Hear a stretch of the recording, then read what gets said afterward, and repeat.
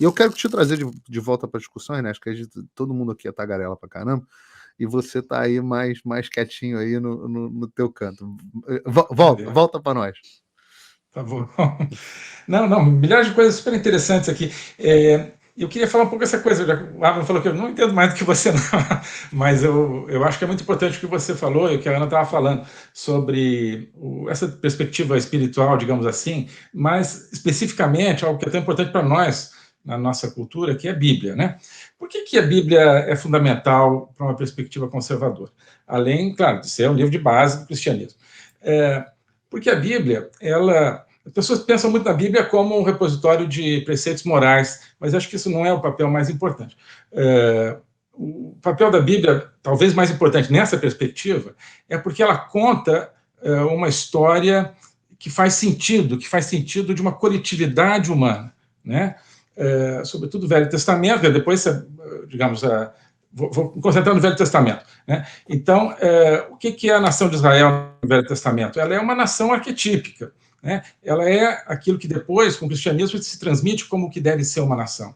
E o que é a nação de Israel? É uma nação que está ali não para conquistar as outras, né? Não para criar um império, mas para viver diante de Deus, ou seja, para viver em fidelidade aos seus valores e às suas crenças, né? Isso é uma coisa extraordinária, porque isso que faz o excepcionalismo da nação judaica do Velho Testamento diante do resto do mundo. Por isso que essa herança é que está conosco, né, no cristianismo, e no judaísmo de hoje, obviamente, né, mas no cristianismo.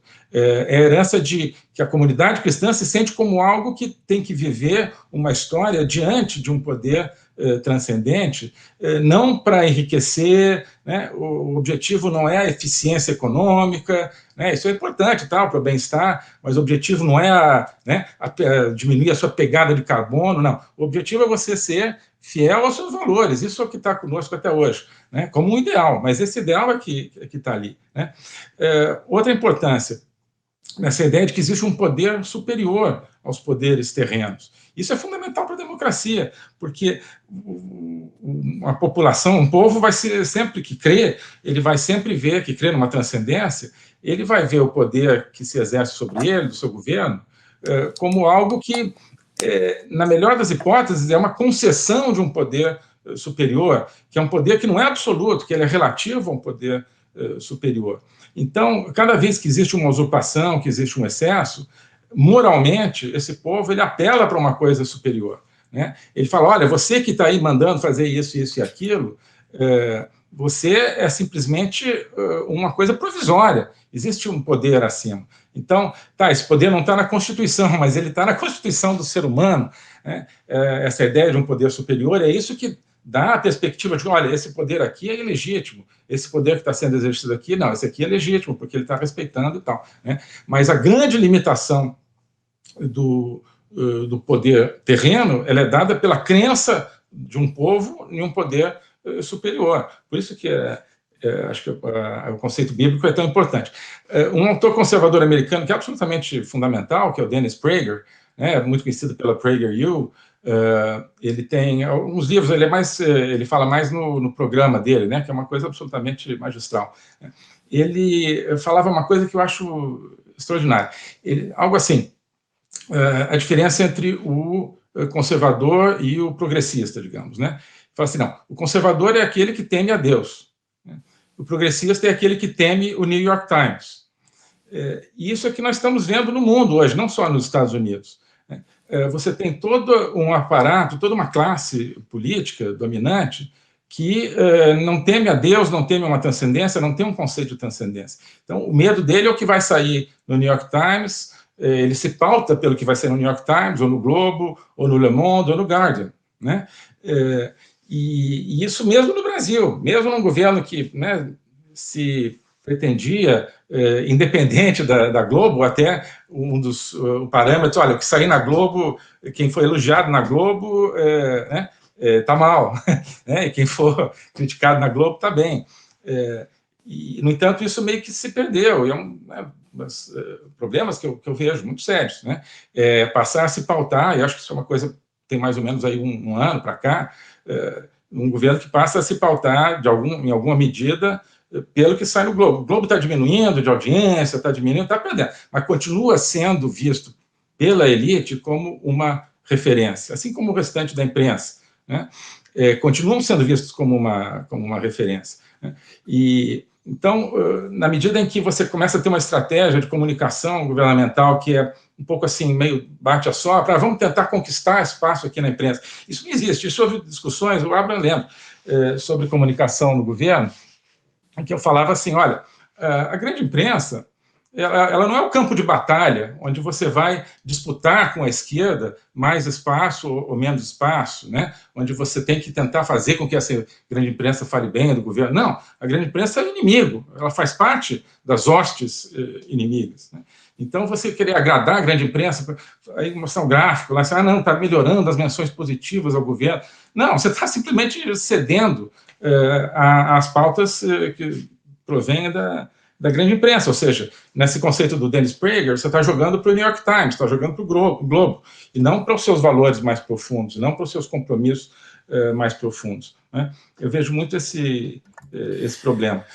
Você, desculpa te interromper, Ernesto, mas você começar a ter menções mais positivas pela Folha, pelo Globo, pelo Estado, é mau sinal, não é bom sinal, né? Lógico, né? Isso, desde o começo do governo, era assim, né? Mas hoje não é.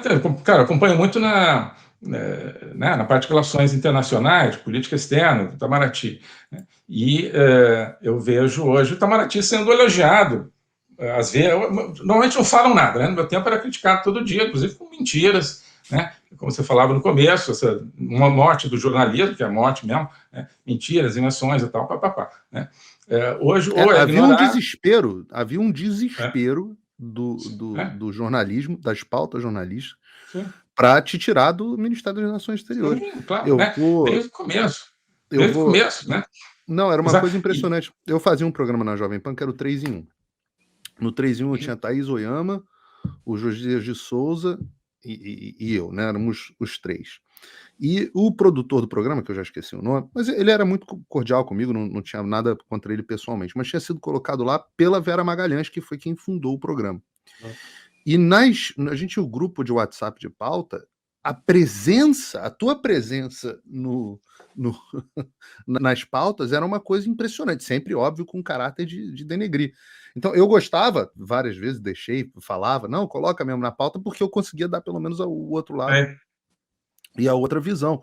Mas eu ficava impressionado no desespero da pauta, e o programa naturalmente era pautado pelos outros jornais, né, por notícias que saíam no Estadão, saíam na Folha, mas esse desespero deles de tirarem você no ar. Então, eu não te conhecia à época, e eu só falava assim, não, só aumenta a minha admiração ao ministro Ernesto, porque se alguém começa a apanhar muito desses veículos, é ótimo sinal. Se começa a ser elogiado, normalmente não é bom sinal. O Augusto fala muito isso, né? O Augusto fala, o Augusto fala, olha, muito obrigado, quem elogia, quem apoia, mas às vezes, dependendo de onde vem a crítica, é uma medalha de honra, ele fala. Né? Então, o Ernesto puxou um ponto interessante aí, que eu vou jogar para vocês, que é quando a Constituição americana realmente foi ratificada, o primeiro, né, passou pelos artigos da Confederação, que foram uma catástrofe, porque não alinhava ali com o federalismo americano, a autonomia dos estados e algum poder federal.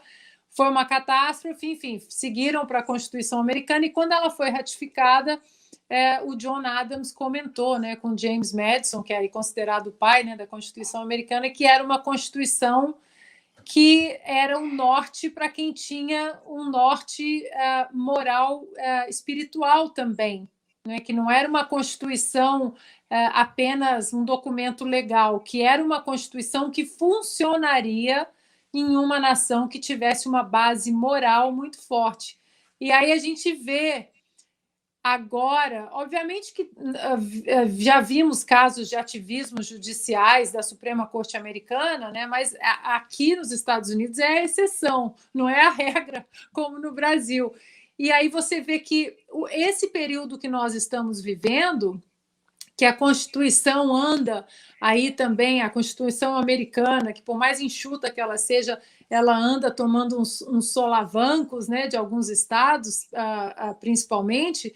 Você vê que é quando tem também, paralelamente, esse declínio moral, né, que a gente estava falando, a tentativa de suprimir um dos pilares mais importantes da América, que é o respeito à identidade religiosa da nação. E aqui ninguém está falando que não, só mora nos Estados Unidos religioso de maneira alguma. Os Estados Unidos ainda é a nação mais livre do mundo, mas a fundamentação americana aconteceu exatamente por causa de perseguição religiosa. Então, quando eles se estabeleceram aqui, esse pilar do respeito religioso ele foi muito bem estabelecido. E a gente vê que ali entrando Saul Alinsky, ele entendeu isso.